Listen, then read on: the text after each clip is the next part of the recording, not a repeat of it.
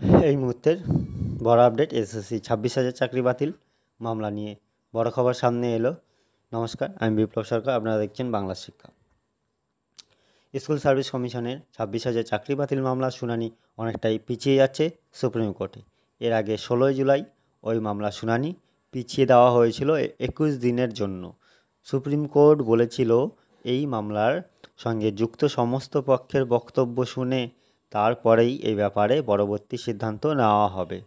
তবে সেই মতো 6ই আগস্ট অর্থাৎ মঙ্গলবার মামলাটির শুনানি হওয়ার কথা ছিল, তবে পিছিয়ে যায় 26,000 চাকরি বাতিল মামলার শুনানি।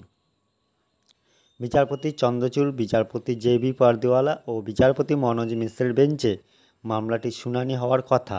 এর আগে ওই বেঞ্চে অন্য মামলায় ব্যস্ত থাকা এসএসসি মামলার শুনানি হয়নি।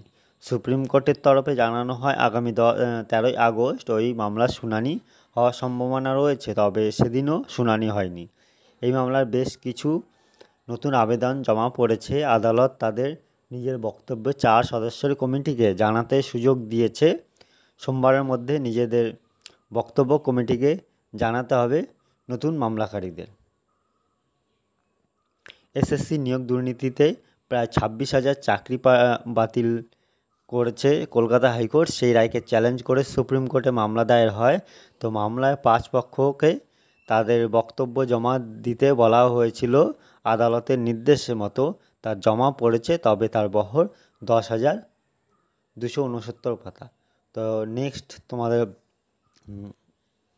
কোর্টে কবে এই মামলাটি উঠবে সেটা আমরা জেনে নেব। এসএসসির চাকরি বাতিল মামলার যে সুপ্রিম কোর্টে পরবর্তী শুনানি হবে কিন্তু 18/10/2024 তারিখে হতে পারে।